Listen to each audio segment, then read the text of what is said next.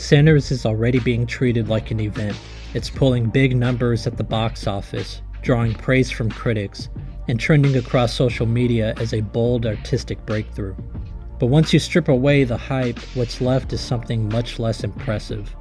Ryan Coogler wants his new film to be a major cultural statement, but it ultimately feels more like a historical fan fiction. Instead of dealing with America's complex racial history, it just reduces everything into a neat little binary. Heroes and villains, black and white. Coogler isn't after understanding, he wants payback.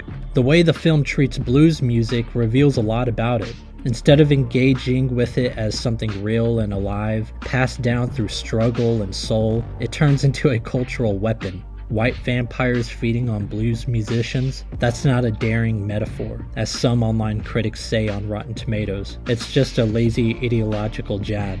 Coogler would rather impress Black Twitter in appealing to Oscar voters than in honoring the roots of the music. There's no respect or curiosity about the music's origins, or an effort to really tap into what the blues really means. It's flattened into a vehicle for outrage, turning a human art form into the aesthetic of grievance and black vengeance.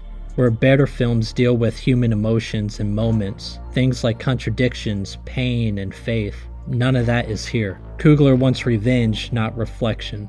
And the message is not subtle, the takeaway couldn't be louder. It's essentially don't fear the devil, but fear the white devil.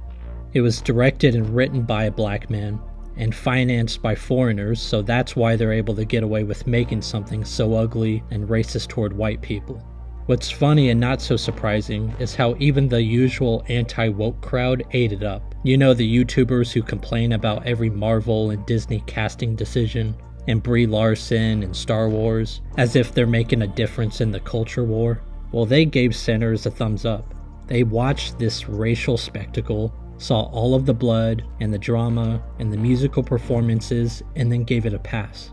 And that's because they're not really paying attention. They say they hate identity politics, but here they are clapping along for a film that's built on the same stuff.